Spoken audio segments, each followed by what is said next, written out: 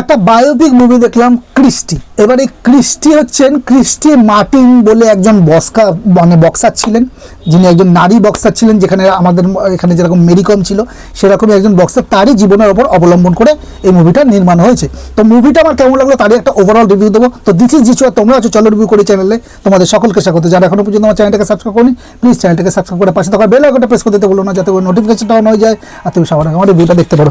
তো কথা হচ্ছে ক্রিস্টি মুভিটাকে নিয়ে। এর পরিচালক ডেভিড মিশদ, প্রধান যদি চরিত্রে আছে সিডনি সুইনি, বেন ফস্টার, মেরি টুইভার এবং চ্যাড এল কোলম্যান। এর জনরা যেটা বললাম স্পোর্টস বায়োপিক এবং তার সাথে ড্রামা তো অবশ্যই। পজিটিভ যদি কিছু বলি, কি আমার পজিটিভ লেগেছে এই মুভিটা ওয়ার্ক করেছে, সেটা হলো গ্ল্যামারাস ইমেজ ভেঙে সিডনি এখানে একজন মাস্কুলার এবং রাফ টাফ বক্সার হিসেবে নিজেকে কিন্তু যেভাবে ভেঙেছেন তা এক কথায় কিন্তু দারুণ। তার শার্প লুক এবং রিংয়ের ভেতরে আগ্রাসন মুভিটিকে অন্য উচ্চতায় নিয়ে গেছে। নেগেটিভ বা টক্সিক চরিত্রে বেন ফস্টার সবসময় বস।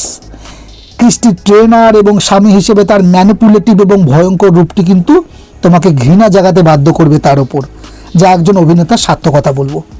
মুভিটি ঘরোয়া সহিংসতা বা ডোমেস্টিক অ্যাবিউজকে লুকানোর চেষ্টা করেনি।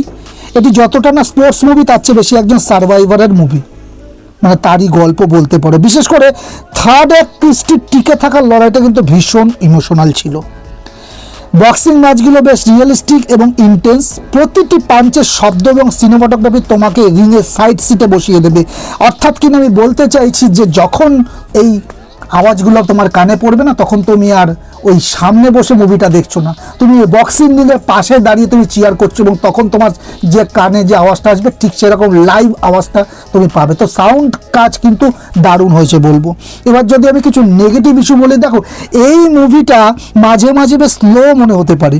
2 ঘন্টা 15 মিনিটের রান টাইম একটু বেশি লম্বা। কিছু দৃশ্য কমানো গেলে মুভিটি আরও বেশি গ্রিপিং হতো। একটি আন্ডারডগ গল্প যেভাবে শুরু হয় এবং ধাপে ধাপে আগায়, এখানেও সে একই ফরম্যাট ফলো করা হয়েছে। গল্পের কাঠামোতে খুব একটা নতুন কিন্তু কিছু নেই। আর ডন কিংয়ের মতো ইন্টারেস্টিং চরিত্রকে আরও বেশি স্ক্রিন টাইম দেওয়া যেত। কিছু সাবপ্লট বা রিলেশনশিপ, যেমন তার মায়ের সাথে সম্পর্ক, একটু অসম্পূর্ণ থেকেছে, একটু যেন শেষ হলো না, এটাকে ক্লোজার দেয়নি। এক কথা যদি ফাইনাল ভার্ডিক্ট দিই ক্রিস্টিকে, ক্রিস্টি শুধুমাত্র একটা বক্সিং মুভি নয়, এটি এক নারীর নিজের পরিচয় খুঁজে পাওয়ার একটা রক্তক্ষয়ী যুদ্ধ বলবো। সিডনি সুইনি প্রমাণ করেছেন তিনি কেবল গ্ল্যামার নয়, ইন্টেন্স ড্রামাতেও সেরা। তুমি যদি ডার্ক, রিয়েলিস্টিক এবং ইমোশনাল বায়োপিক পছন্দ করে, তবে এটা কিন্তু তোমার ওয়াচ লিস্টে থাকা উচিত। 3.5 আউট অফ 5 আমি মুভিটাকে দেবো পারফরমেন্সের জন্য এবং বক্সিং সিকোয়েন্স এবং সাউন্ড ডিজাইনের জন্য, আর গল্পটাকে যেভাবে বুনট করেছে সেটার জন্য। কিন্তু খুব নতুনত্ব তো কিছু নেই, যেরকম একটা বায়োপিকে হয়ে থাকে এরকম প্লেয়ারের ক্ষেত্রে, তো সেরকমই ছিল, কোনো রকম নতুন কিছু আইডিয়া ক্র্যাক করা হয়নি। তো এই ছিল আমার ক্রিস্টি মুভিটাকে নিয়ে অল ওভার রিভিউ। যারা এখনো পর্যন্ত দেখে ফেলেছো তারা আমাকে কমেন্টের মাধ্যমে জানাতে পারো। এই ভিডিওটা যদি ভালো লাগে একটা লাইক শেয়ার করে দিয়ে তোমার কাছের মানুষদের সাথে চ্যানেলটাকে যদি সাবস্ক্রাইব না করে থাকো এক্ষুনি সাবস্ক্রাইবটা করে নাও। দেখা হচ্ছে নেক্সট ভিডিওতে, নেক্সট মুভি রিলেটেড বা সিরিজ রিলেটেড কোনো রিভিউ নিয়ে। ততক্ষণ তোমরা ভালো থাকো, সুস্থ থাকো, দেখতে থাকো, চলো রিভিউ করি। টাটা।